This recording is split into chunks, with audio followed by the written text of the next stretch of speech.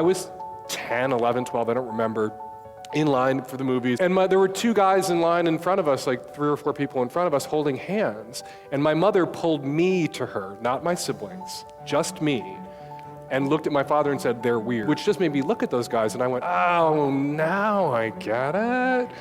I'm weird like they're weird. And I looked at them and I thought, they look happy, they look like they're in love. I'll be fine. Inform brings you incredible stories. I left 2 days before the revolution. It killed me so hard. James has never experienced the taste of fruits that haven't been attacked by pesticides, just like he's never experienced a neighborhood that hasn't been attacked by bullets. Some things just go hand in hand. People say what's on their mind. I think that it is a cardinal sin to lie to the American people about war. Partisanship is a version of narcissism. In downtown San Francisco, the Commonwealth Clubs and Forum curates events that bring you face to face with the world's changemakers. 1/3 of the wage gains that women have made since the 1960s were made as a result of the birth control pill. Twitter is a technology that I don't think we've seen before in this world. Since 1903, the most innovative leaders have come to the Commonwealth Club to share their vision. Sharing cars, sharing their homes, sharing. A shared dream, a shareable American dream. That could work. You each can play a role in helping us chart a better future. Housing and health and education and policy all live close to the surface in us when our children are murdered. It's all the same story. We bring together the visionaries shaping the emerging trends in technology. It was a combination of instant and telegram. It was the idea that you could take a moment in time and you could capture it and you could just send it out and broadcast it with the entire world. I just threw this site together in about a week when I was at school. Oh, great. We've got angels, we've got incubators, we've got accelerators, we've got seed funds, we've got crowdfunding. We eat, we drink. One of our first dates ever, we pickled like 100 pounds of herring and made 300 pounds of sauerkraut. Yay! We never shy away. 75% of the people of this country want universal health care and expect it. And damn it, let's go. Concentrated, deep, slow, loving, tender, passionate sex. Whether you want to be on the cusp of current events or feast on pop culture, I should have a great time writing it. I should write a book that is as fun as any party I'd be skipping. Inform events are fun and action-packed. I have an anthropology scarf that does that twisty thing, so. Come feed your mind and soul and celebrate the future with Inform. I love San Francisco, and every time I come back here, I remember that this is the only city in America that has magic.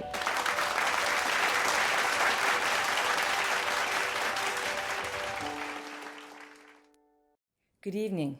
My name is Debbie Chang. I'm the president and CEO of Blue Shield of California Foundation, and we are extremely proud to welcome you to today's Inform program, Alicia Garza, The Purpose of Power. Alicia Garza is a civil rights activist, community organizer, co-creator of the Black Lives Matter movement, principal of the Black Futures Lab, director of strategy and partnerships at the National Domestic Workers Alliance, and she's an accomplished writer. Her book, The Purpose of Power, How We Come Together When We Fall Apart, is out now. Today, Alicia will share her insights and advice for other activists who are building inclusive and empowering movements that lead to a more equitable and healthier world. Preventing domestic violence and poor health are at the core of our mission at the Blue Shield of California Foundation.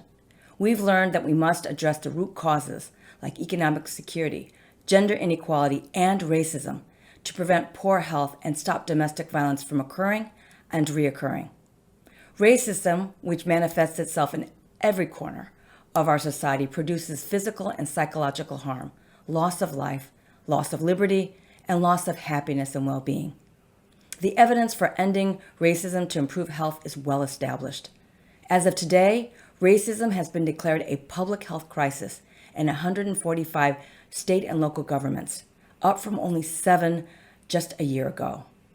There's no question in my mind that the Black Lives Matter movement is to be credited for this ongoing transformation.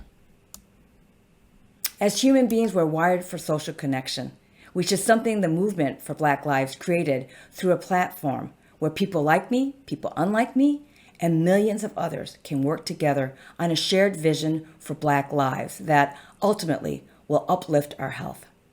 Tonight's program is an opportunity to deepen our connections and inspire meaningful change locally and beyond. We also want to thank Marcus Bookstore in Oakland for partnering with us and providing copies of The Purpose of Power. And lastly, we ask you that you consider donating to the Commonwealth Club during these precarious times. And now I'm pleased to welcome Alicia Garza and our moderator, Darnell Moore. Hello and welcome to today's virtual program with Inforum at the Commonwealth Club. My name is Darnell Moore. I'm the author of No Ashes in the Fire, Coming of Age, Black and Free in America. And tonight, I am really pleased, honored actually, to be in conversation with Alicia Garza. Alicia is a principal for the Black Futures Lab and a co-founder of the Black Lives Matter Global Network, and she is my sister and friend. She joins me at Inforum today to discuss her new book. We are so excited about her new book, The Purpose of Power, How We Come Together When We Fall Apart. If you'd like to ask Alicia a question during our conversation, please ask it in the chat if you're watching on YouTube, or in the comments if you're watching on Facebook. And we'll try to get through as many comments as possible by the end of the program. But given that we only have a short amount of time to engage in conversation with lots to talk about, I want to jump right in. So Alicia, welcome and big, big love and congratulations on the release of The Purpose of Power. It's so good to see you, my love. Thank you for moderating this conversation. And hi to all the folks at Inforum. Thank you for having me. And excuse my pandemic puppy in the next room. He wants attention too. Listen, we are learning how to be in relationship differently in a time of a pandemic. So we welcome the puppy and we certainly welcome you. Let's jump in. So The Purpose of Power is at once a book that combines elements of memoir, of social history, and cultural analysis. It's well written. You're also a writer. And you're looking into the past, the present, and the future of organizing for Black liberation and Black power. And at the heart of your writing is context. And as a Black feminist, you will understand that context is so critical. You begin the book by inviting the reader into your life world. Let me read a bit from the start of the book. One of my earliest memories is asking my mother about a poster that she had hanging up in the apartment we shared with my uncle. The poster featured a beautiful Black woman who looked just like my mother, so much so that I would regularly ask Mommy if she was sure she wasn't the woman in the image. Casually wrapped in a goldenrod headscarf, the woman gazes out into the distance next to the words, "For colored girls who have considered suicide when the rainbow is enough." I didn't know anything about the famous Creole poem, but I had a sense then, as I do now, that there was something unique about the experience of Black women in a society that in so many ways seems to both fetishize and despise Black people. I recognized the sadness in the eyes of the woman in the poster. It mirrored the sadness in the eyes of my own mother. One, just want to give love to your mama. Thank you. And ask, why was it important for you to begin with your context, and particularly the Black feminist underpinnings that were clearly present in your Mammy's care of you? Oh, Darnell, you know, there's so many things I want to start off with, but to hear you say that you love the writing of this book means literally everything to me. Like when writers say, "We love your writing," I want to faint.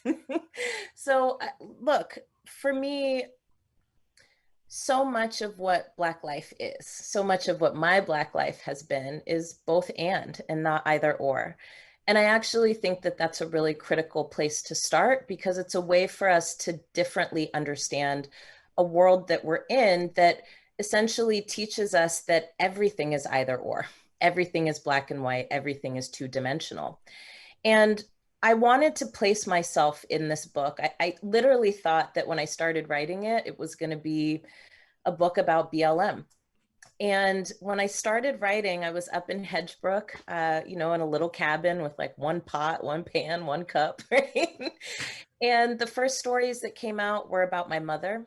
And as I sat in the trees and tried to figure out how I was going to write this book, what I realized is that BLM story is still being written. This is not a BLM book, but in order to understand social change, there's so many people out there who are like, well, I don't understand how to get involved. It's like social change is something that's outside of us.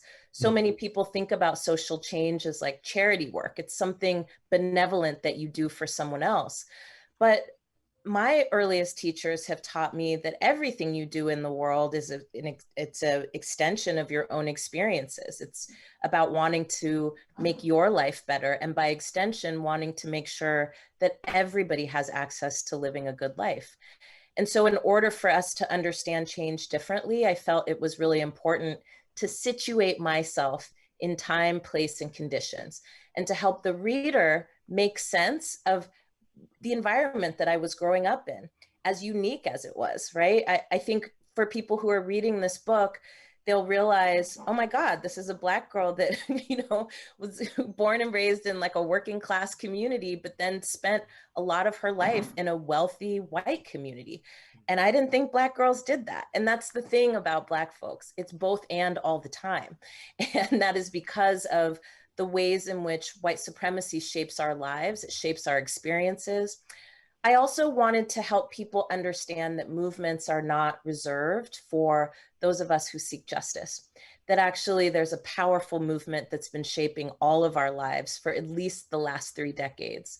And that as I was coming of age, that movement was coming of age. It was getting stronger, it was getting sharper, it was building institutions, and all of those things, as I embark on 40, are coming to fruition. All of the plans that were being made 30 years ago are things that are being implemented right now.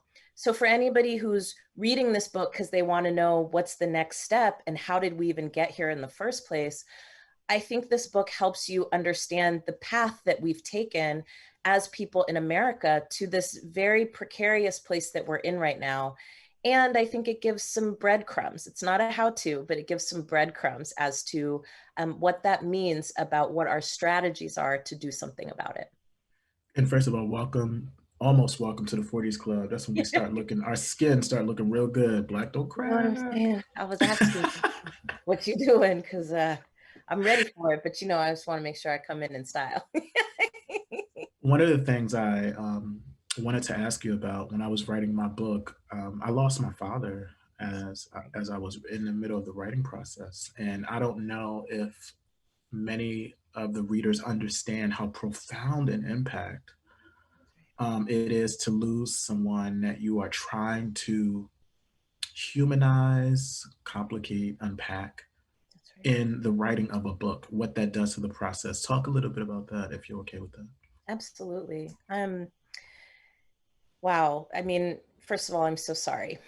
And I didn't think I was going to finish this book, actually. When my mom passed, it was very sudden. She wasn't sick that we knew of. I've never even seen my mom have a cold. And, you know, I say in the book that I found out that my mom was sick actually the day after I got to do a great book talk with Brittany Cooper, who had just put out her book, Eloquent Rage. And we had an excellent conversation at a little bookstore in San Francisco. And as I was on my way home, my dad called concerned about my mom. He said that she had, you know, been putting towels in the refrigerator and that actually her behavior had been erratic for maybe a couple of weeks. And at the time, I thought nothing of it. I thought my mom is such a resilient person. She comes back from everything. And so even if there is something wrong, maybe she had a stroke, maybe something happened, she'll be fine. The next 7 weeks of that, it was 7 weeks from diagnosis to death. And I was supposed to turn my book draft in literally the day my mom passed away. And I don't know what to say about that experience, except death of somebody that you love and that loves you so dearly that you literally share cells with, it reorganizes you. It reorganizes you in a way where you get really clear about what your purpose is. You get really clear about how you're going to spend your time and how you're not going to spend your time. And it forces you to look at yourself in a different way. The process of my mom dying also gave me the opportunity to see her differently. You know, I told a story earlier about how when I started writing this book, I was up in a little cabin in Washington State. And it was one of the last really in-depth conversations that I ended up having with my mother. Actually, you know, she and I talked for about 3 hours, and she told me all of these stories about my upbringing, about her relationship with my biological father that I had never heard before, that I had filled in the gaps. I had, you know, created other stories. And it was in that moment that I saw my mom's humanity in a completely different way. And it was also during her dying process that I saw her humanity in a completely different way. It's shocking and jarring to see somebody that you love, who you know is so strong, be so vulnerable, and to still be strong in that vulnerability. And I played the role of the caretaker in that process, right? I literally really felt myself as my mother's daughter during that process. Like everybody else was freaking out on a bunch of levels, right? I mean, when someone is making their transition, you're dealing with family, you're dealing with emotions, and then there's you, right? And somebody's got to take care of stuff. Yes. And my mom would have been that person if it was anybody else. But this time it was me. And in that, I think I got insight into a lot of the parts of her life that I think I had added pieces to that weren't hers. And so when I did finally decide to come back to the draft, because I knew my mom was so excited about the book, when she learned I got the book deal, she was like screaming. She was calling me every day, like, when's the book coming out? I was like, child, I need to start writing. I have no idea how to write a book, all the things. So when she passed, I knew I had to finish it. I knew she wanted me to finish it. And in a lot of ways, I felt like I had insights that I didn't have before. And so even though I would give anything to have her back, I don't think this book would have been what it is had we not gone through that experience together. And it felt so important to me to put her in that book, not just the way that I saw her, but the way that she saw herself. Yes. And to put those things in conversation and dialogue. And I hope that what we get from those stories is not just my sentimental musings, but it's the picture of what complex Black women look like, what complex Black women live every single day. My mom's story is no different than the millions of Black women who are trying to make $1 out of 15 cents, trying to make their dreams matter and happen after everybody else gets to go to sleep, after they've taken care of everybody else. And I ask in the book, right, like what would be different, right, if Black women could pursue our dreams while we're awake? You just like preempted the question that I have, which is about, you write about intersectional feminism. And before I ask you about how you've come to define that, and you allude and talk about and name Kimberly Crenshaw and the various folk that you've learned from, I want you to talk about how you come to define it and apply it to your organizing, your writing, and your life. But I also want to read again, because I think people need to understand that what I love about the book is that it's you're doing this important work of offering this social, cultural analysis, the social history. You're giving us a glimpse into your thinking as an organizer, but you're writing beautifully. And it's hard to be able to get beautiful words out, right? And to craft a book with a narrative arc when you're trying to hold all those pieces together. But let me read this part here. These were my first lessons in politics. Survival and dignity were priorities, but to fight for them meant taking on overlapping challenges of economics, sex and gender politics, and race. These were also my first lessons in intersectional feminism. Consent, choice, agency, pleasure, access to information, and access to contraception, up to and including abortion, were essential elements of true sexual equality. But before I had read feminist theory or taken an ethnic studies class, I knew that Black women in particular were often denied access to these things. These were not matters of academic or theoretical concern. These were problems I could see just by opening my eyes every morning. But I was also learning what it takes to fight back. My mother's determination to raise a little Black girl child and tell her that she could be as free as she wanted to be, as independent as she wanted to be, and to fight for that little Black girl to be seen as smart enough and capable enough to change the world was a revolutionary act of liberation. These were the actions of a decidedly feminist Black woman trying to raise a child, support a family, pursue her own dreams, and demand the dignity that she deserved in Marin County, California. I start here because feminist politics, Black feminism, intersectional feminism, which is Black feminism, is at the heart. It is the glue holding your book together. Talk a bit about how that your politics, your feminist politics, was the glue through which you put the pieces of this book together.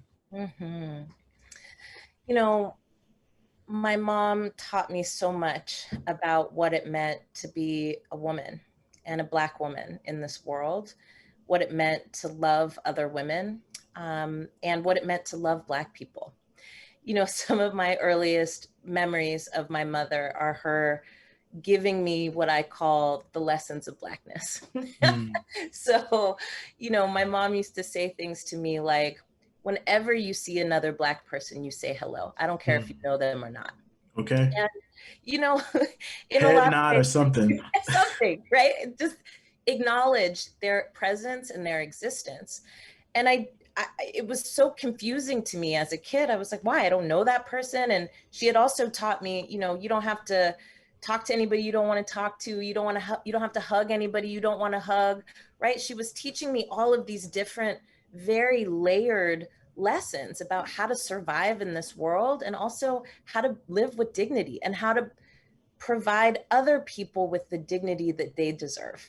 And, you know, one of my mom's big lessons also was that we are each other's responsibility. And, you know, I had a lot of lessons growing up, but I want to highlight one that I relearned when my mom was dying. And when she was in her hospital bed, she had a lot of visitors. People came who I recognized, some people I didn't. And every single person would tell me stories about how my mom took care of them that I didn't know. Family members who, you know, had struggled with addiction and they had become estranged from our other family members. And through the process of their recovery, they had to go through a process of making amends and going to therapy. But because they were estranged from people, they didn't have anybody to show up with them. So my mom did that. And I had no idea. She never told anyone. It was just what she did. I have another family member who, when I was younger, was going through a pretty bad divorce. And he wasn't making a lot of money at the time. And so what my mom would do is when she would go to the grocery store to shop for our family, she would get an extra bag of groceries and she would leave it outside the door. We didn't know that this was happening, but these were the stories that I heard about her. And, you know, it's really fascinating because my mom never used the word feminist. She never used the word intersectional. And I don't even know if she knew what that was. It's just how she lived her life. And for me, growing up with all of those lessons and those examples, and then going into university and learning Black feminist theory, of course it clicked for me, right? I was like, oh, like this is what my mom meant, but this was how I was being raised. And I wanted to put those stories in the book, Darnell, because, you know, sometimes I lament about the fact that for those of us that do social change work, for those of us who want to change the world, we can become our own insular clique, right? Mm-hmm. We use a set of language that people don't fully understand, they don't really care about, right? But at the core of it, people care about dignity and they care about survival. Mm-hmm. And ultimately what people long for, right, is to be well, to thrive, not just to get by. And those are the lessons that shaped me in getting into political work. And it's why I think a lot of people come into this work. But so often we can kind of narrow it into these categories that maybe are outside of people. So what I wanted to do was not throw them away, right? I don't believe in anti-intellectualism, and that's another challenge that Yes. But what I wanted to do is break it open so that we could look under the hood together and say, okay, what is this really? And how does this relate to my life? For me, growing up, you know, my mom taught me more than be nice to other women, right? She, through her life and through our experiences, showed me a lot about how Black women in particular are devalued in this society, and also how this society is built on our shoulders. And she also, through that, taught me so much about all of the different layers of people's complex experiences and worldviews. You know, growing up in my house, my parents were antique dealers, and we had a family friend that my dad did business with, who I knew growing up, you know, in the first part of my life. I knew him as a man. And later they transitioned and became a woman. And they, I think, and by they, I mean my family, nobody tripped, right? Like, I think my parents couldn't fully explain, right, what it meant to be trans. I don't think they could fully explain to me what it meant to see someone in one form and then to see them in their actual form, right? But in my house, right, because my parents were an interracial couple, there was this kind of ethos, right, that like people are complicated, and that no matter what, right, people deserve respect and they deserve dignity. And as I went on into, you know, my work over time, of course, there's more layers than even that, right? It's not just that people deserve respect and dignity, but it is also that we're not all created equal, right? And so to get to that place of dignity, we have to fight the rigged rules that keep people from being able to access that. These are the kinds of experiences that I wanted to showcase in this book, because I wanted people to know that you don't have to show up at a protest of millions to be a part of making change. That actually the change that we need to make is in your own house. It's in your own community. It's in your own family. It's in your workplace. It is completely accessible to you. And you don't have to be anything else than who you are. But hopefully what this book can do is provide you with a knapsack of tools to be able to go at it and know that all of the things that you're grappling with, you're not alone. These are things that activists and organizers all over the world grapple with at the same time. I love that story about your family. It reminds me of my own. I mean, I always tell people, you know, the grounds of my politics are the way in which I understand my work in the world has everything to do with how my people raise me. That's right. You write, I was born in January 1981. 2 weeks later, Ronald Reagan was sworn in as the 40th president of the United States, end quote. You then go on to lay out a cursory history of the social, cultural, and political landscape that would ultimately make the movement for Black lives possible. Neoliberalism, neoconservatism, cultural wars, the war on drugs, the criminalization of poverty, etc. And you offer a concise description of all that preempted this moment. Wondering if you can comment on that briefly and why it was important to include. I thought that that was so well done, and it's hard, I know, to get as concise as possible. That could be a book in and of itself. But if you had to sort of do your 5-minute, here's a sort of brief snapshot 101 on how we got to where we are, lay out for the audience that sort of that trajectory. Sure.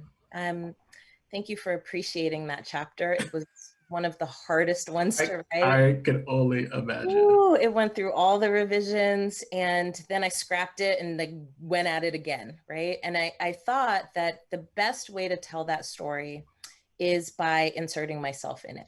So, you know, I grew up and was born in the 80s. And this was the real kind of turning point toward not just conservatism, right, but a rolling back of all of the gains that, my parents and people of my parents' generation fought for. And, inside of that, right, as Black people have always been fighting for our freedom in a society that is deeply rigged, right? It's rigged in relationship to how power is allocated and how it's distributed.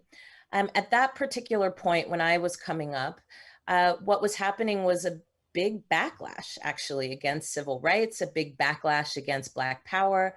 But then simultaneously, there were these openings, right, that Black folks had created and kind of absorbed ourselves, right, into the status quo and taken so much of the fruits of our fight, right, and asserted that to be at the table was the progress. And I think, we can talk about the culture wars, the war on drugs. I talk about gangster rap and the congressional hearings where I remember, because, I was like a nerdy kid, so I was watching C-SPAN. You know what I mean? You was like, look, we were watching C-SPAN and I was listening to NWA. Like, you understand? That's exactly what I was doing. I was listening to Yo-Yo, okay. Cube's protege, but yeah, I mean, my memories of that moment, and one of the stories that I love is talking about getting my understanding of politics also from pop culture and, growing up on MTV News when there was MTV News and it was a real news show and learning about international politics, learning about the struggle over women's bodies, right? And reproductive freedom, learning about famine, right? In Sudan, learning about AIDS and HIV.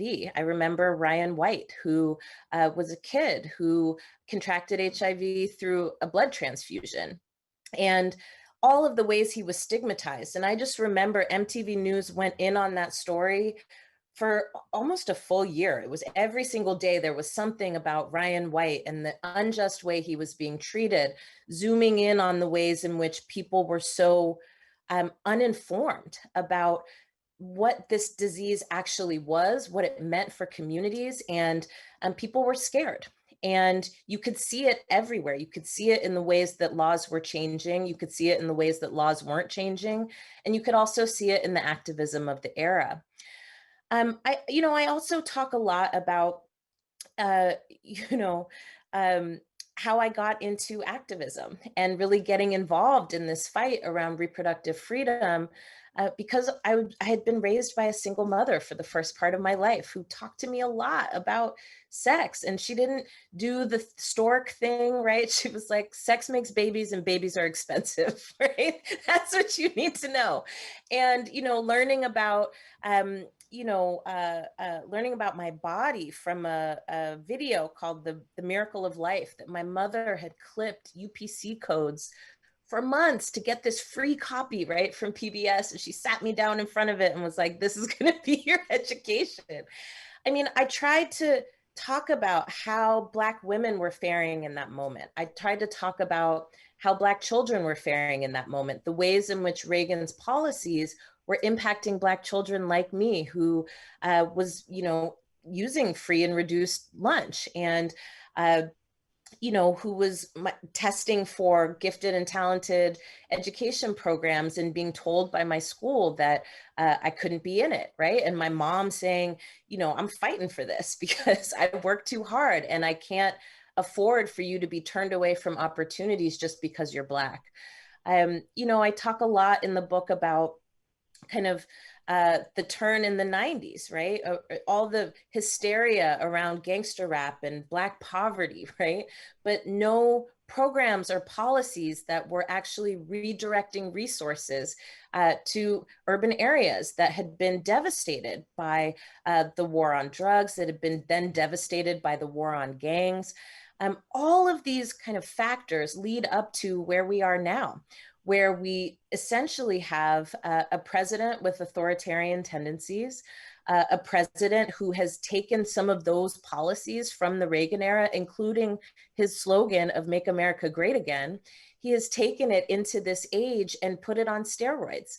And what it results in is, babies in cages, mothers and families being torn apart at the border. It results in, people being in a 9-month pandemic, right? And there being complete denial that there even is a pandemic. In the same way that there was denial, by the way, about the reality of HIV and AIDS, which today, by the way, is World AIDS Day, right? Like, so there was that denial too, yeah. There is. And so, I want people to understand that this moment is not actually an anomaly. It is a result, right, of decades of social policy. It's a result of decades of unwritten rules that have gotten us to where we are today. And I feel that if we are able to expose it, and again, look under the hood and demystify, is this a comet that came out of nowhere, or had we always been going down this path and we just weren't paying attention? So that we can start to figure out what to do about it. I also, later in the book, talk about kind of how this movement emerges under the first Black president in the history of this country, so that we can get a sense of the context for this movement, the context for this moment. And hopefully what it allows people to do is to ask themselves the same questions. Who was running things when I was coming up?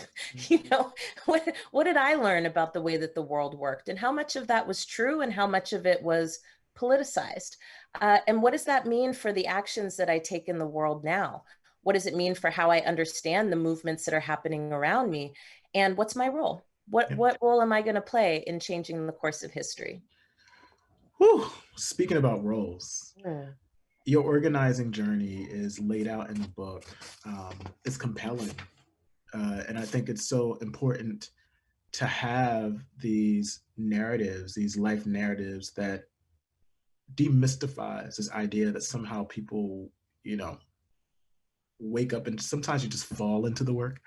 But for many folk who are organizers, there's been histories of work that have led up to what might be understood as spectacular moments. Okay. So take us through, to borrow from the title of one book, The Brief, Wondrous Journey of Alicia the Organizer.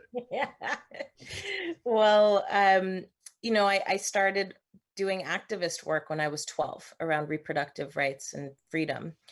Did that work all the way through college, and got really disillusioned, actually, once I started to learn more about the origins and the roots of this movement, at least some of the white roots of this movement. I became disillusioned of something that I had put my heart and my soul into could have any kind of tie or legacy to the eugenics movement, to forced sterilization of Black and Puerto Rican women. And, at the time I was doing student activist work with, one of the largest reproductive justice groups in America, actually internationally. And I just said, I can't do this. Like, I don't know how I can reconcile it. Right. I mean, one of the chapters that I was involved in San Diego did a Margaret Sanger Day where they celebrated Margaret Sanger. And I, being who I was and being, who I was at that time, I was like, I will never, right? And so I thought, okay, well, I'm not going to be a part of that anymore. I have to figure out where else I'm going to be. And when I graduated from college, I got really involved. I wanted to come home, first of all. You're in Southern California, I'm in Northern California, our sister Patrice in LA too. And I always say that she and I are the two-state solution, because Northern Californians, we don't do Southern California, and Southern Californians don't do Northern California, but we have been the bridge. We have been the bridge. So look, I wanted to come home. Southern California was not for me.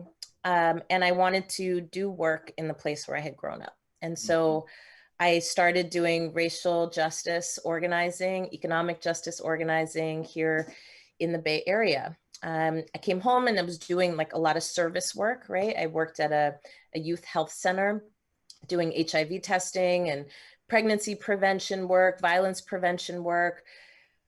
I wasn't sure that that was exactly the work that I needed to do. It felt a little patronizing to me. You know, the community I worked in was largely of color, and the providers and practitioners were largely white. And I got accepted into an organizing program, a training program that taught young people of color how to organize in their communities. And I got placed in an organization that fought back against police brutality and violence, and had expanded its work to include gentrification and economic justice work and environmental justice work. It was a contentious shift. I didn't put all that in the book, child, but there's a whole book there. And that's where I learned how to door knock. So I learned how to door knock in the community I live in now, in the streets of East and West Oakland. And it was really where I learned about the resilience of people. And it was where I learned the technical skills. And then I spent 10 years in a small community in Southeast San Francisco called Bayview Hunters Point, and spent 10 years there organizing against gentrification and displacement, and for development that centered the community that it was surrounding. It was there that I ran my first campaigns, Darnell. It was there where I had my first heartbreaks. It was there I lost my first campaign.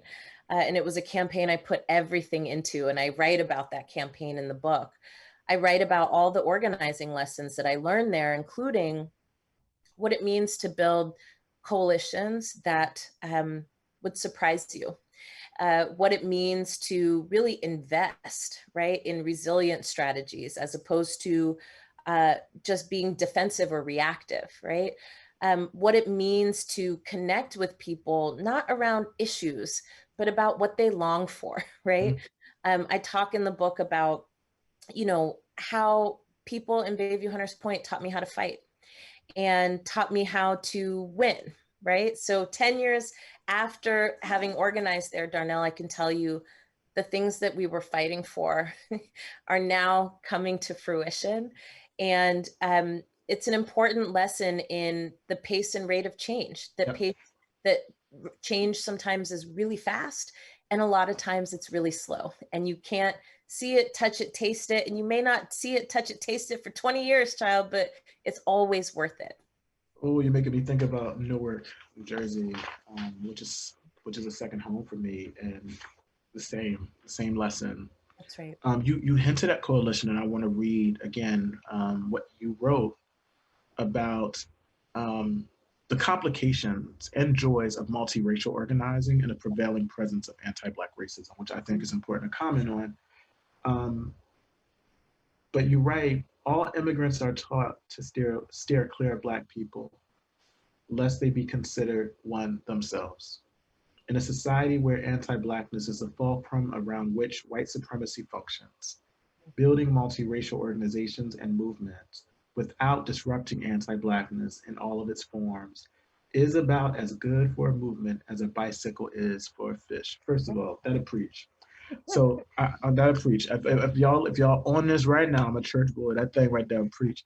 Say a bit, I have one more question, but I could not end without having you comment, particularly in a moment where there's so much energy around activist work, organizing. Talk about the danger and the opposite of danger, the opportunities that we have in really forming multiracial, multi-identity coalitions in a ways that I think about people like Kathy Cohen teaching us about, that can be free of anti-Blackness, which keeps the work from not being done. That's right. So let me start from where we're trying to go, which is that what the purpose, of building these kinds of coalitions is to build a multiracial democracy.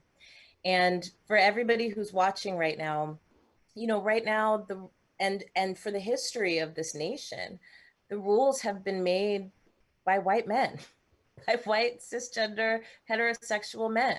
And if you even were to look at the history of who has been the leaders of this nation by being presidents, you'll see there's only one Black person in 46 administrations, So fast forwarding to what's going to happen on January 21st. And multiracial coalitions are not the same as college campus brochures where you got one of everybody and everybody's kind of smiling and locking arms and kumbaya. Underneath all that kumbaya has to be work. It has to be about learning about each other's histories, untelling the stories that we've been told about ourselves and each other, and recreating new narratives that are rooted in truth and experience, but that can project a different future. And so in this book, I talk about how I learned to do multiracial organizing. And it's interesting, Darnell, because now that I'm focused on building power for Black folks, people be like, well, what about everybody else? I'm like, look, don't worry. my roots are actually in bringing communities together.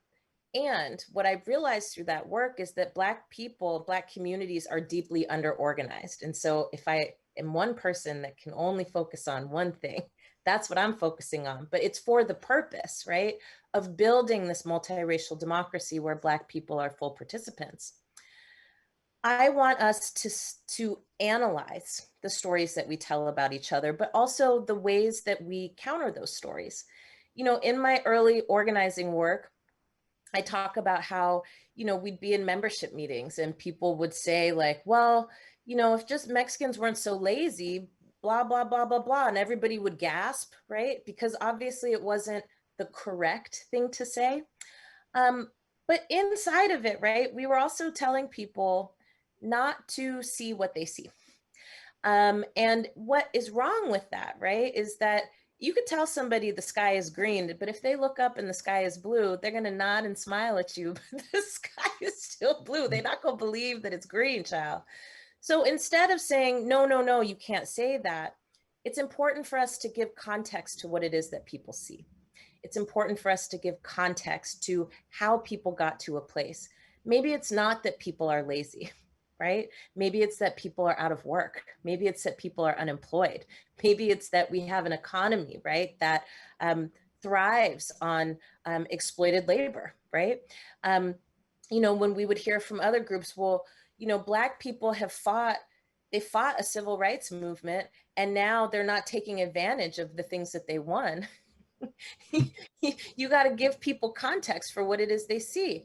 Well, maybe it's not that Black people aren't taking advantage of what we've fought for. Maybe it's that the things that we fought for have been rolled back. Maybe it's that they were never fully implemented. Maybe I'm not going to tell you that you don't see brothers on the corner, right? Because you do see brothers on the corner, but let me explain to you why. Yeah. And from there, you can actually do some investigation and interrogation of, well, where did I learn that story from? Where did I learn the story that civil rights was the end all be all? Where did I learn the story that Mexicans are lazy? Who taught me that story, and how does it benefit them? And what is the actual story? What's the story that we're going to rewrite together? And then with that, Darnell, there are all these things between us that sometimes we just don't talk about.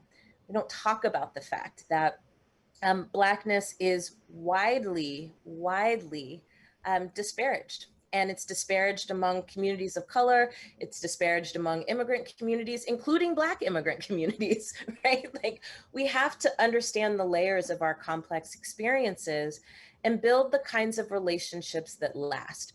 Because if we don't, under pressure, those relationships will fall apart very easily. The minute a Black person is killed in a community, the minute a Chinese person is killed in a Black community, right? If we have not built those relationships where we actually understand where each other comes from, what we experience and why, then all of that unity falls away, because fear and anxiety, right, is the name of the day.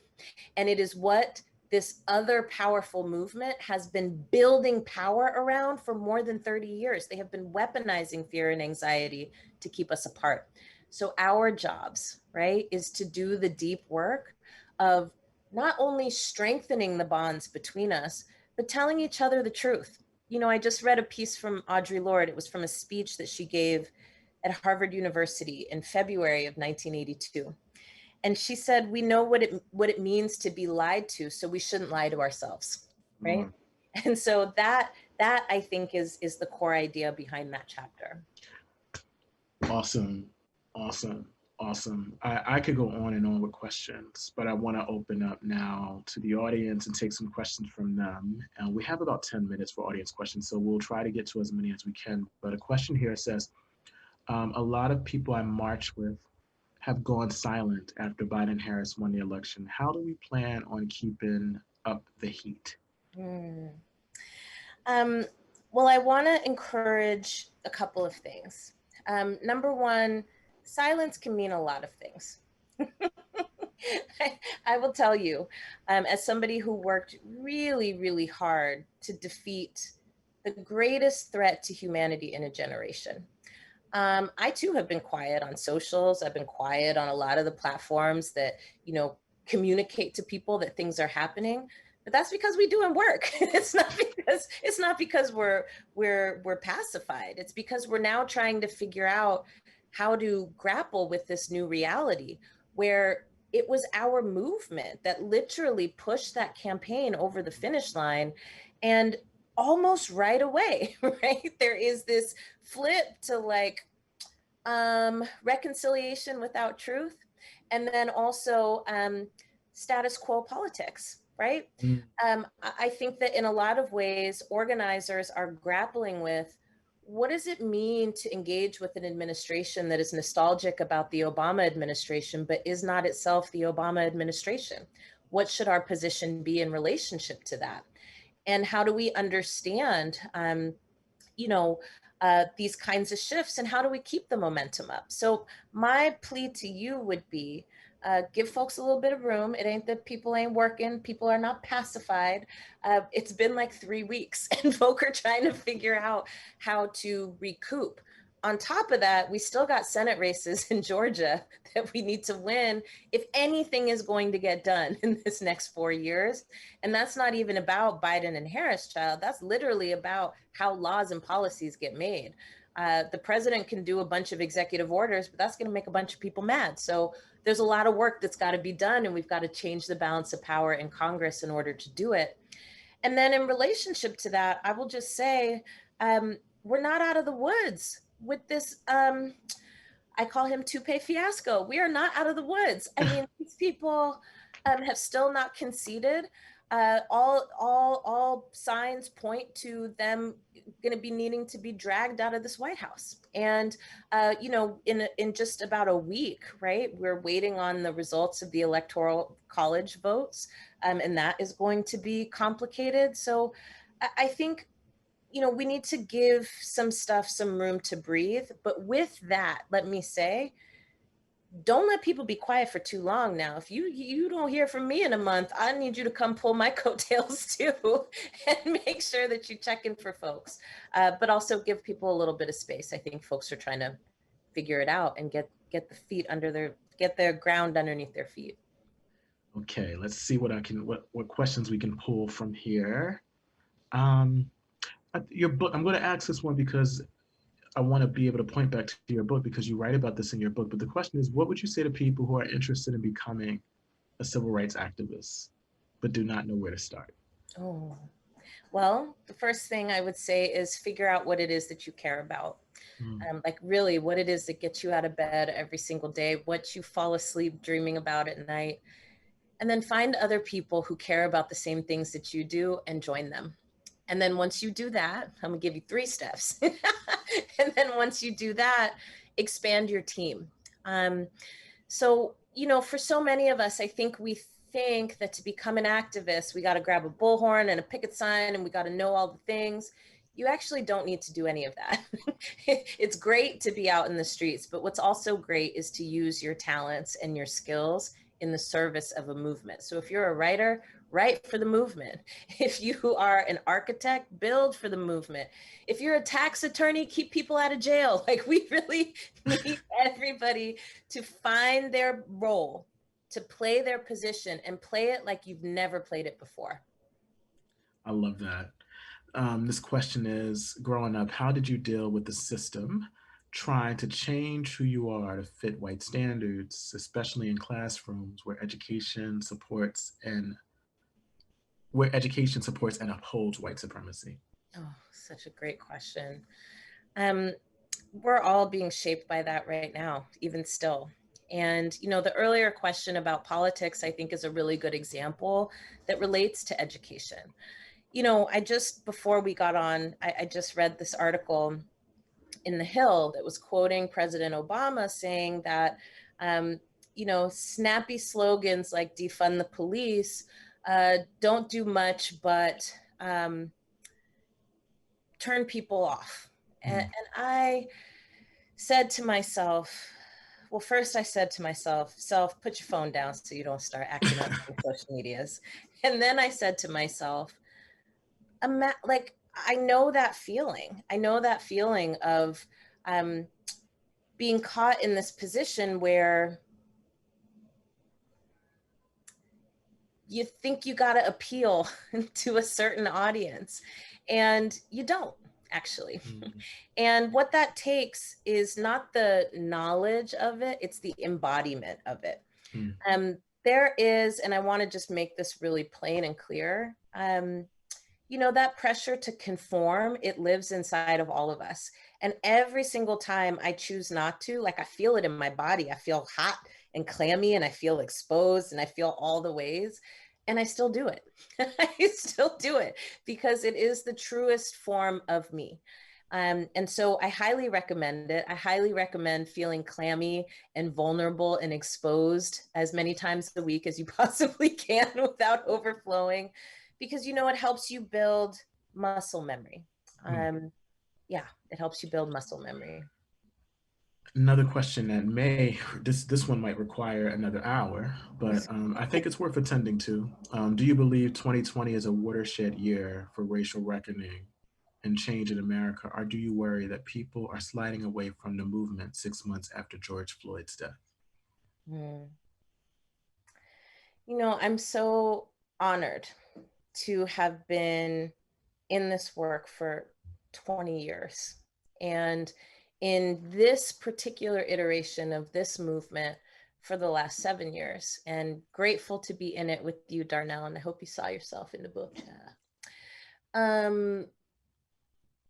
I don't worry about that because I have seen so many waves.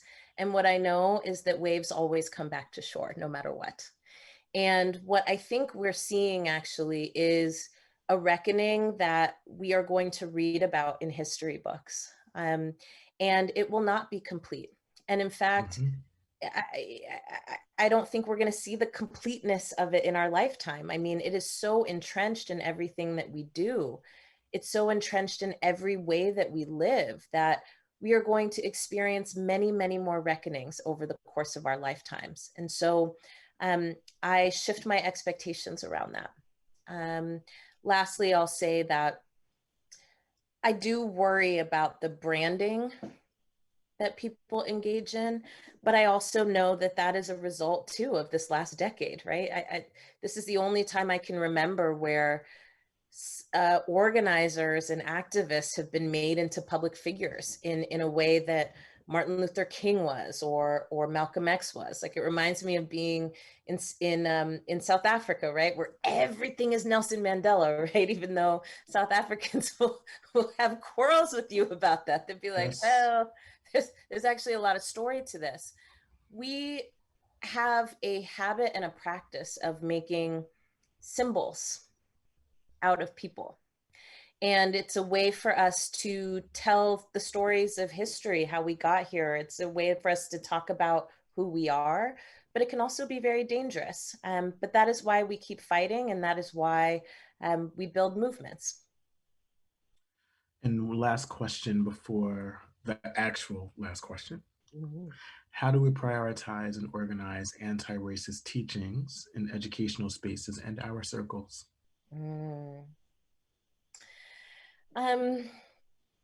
Honestly, the way to prioritize it, especially in a moment where anti-racist education is being attacked. It's being attacked by the President of the United States. He is attacking critical race theory. He is attacking intersectionality. He is attacking everything that is changing the unwritten rules of how it is that we be together.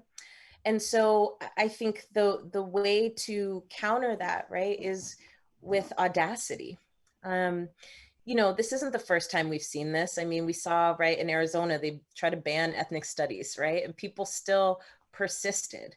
And I think the way to kind of complicate this, right, is what are the subversive and not subversive ways that we can introduce these kinds of ideas to students. You know, it's books like this one, it's books like yours, Darnell. It's the stories of our lives that I think are not the books that are like, this is the anti-racist curriculum, right? But it is the anti-racist curriculum. So continuing to put these stories into the hands of students, I think is actually very, very important. I'm not an educator, so I can't tell you like, what is the methodology for how you do this? But what I can say is that the books that I remember that have changed my life were those random books on a syllabus, child. They were like all of the foundational texts. And then there was the books that I actually liked reading, right? Which were the memoirs, right? They were the personal accounts, the personal testimonials that helped all those things make sense. Okay, so now we make it to an informed tradition, Let's do this. which is to ask all of our speakers the following question. What is your 60-second idea to change the world? I would love to hear yours. I'm going to be goofy, but this is where I'm at right now. I believe that we should have a national holiday that circulates around fried chicken and champagne. Sign me up. That's it. I'm ready to be signed up.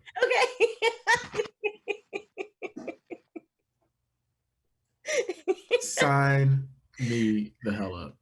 Look, you know. I'm so here for it. I'm so here for it. Alicia, thank you so much for joining us today at Inforum at the Commonwealth Club. And if you'd like to watch more virtual programs or support the Commonwealth Club's efforts in making virtual programming, please visit commonwealthclub.org/online. I'm Darnell Moore. Thank you. Thank you, Alicia. And everybody who's been part of this conversation, please stay safe.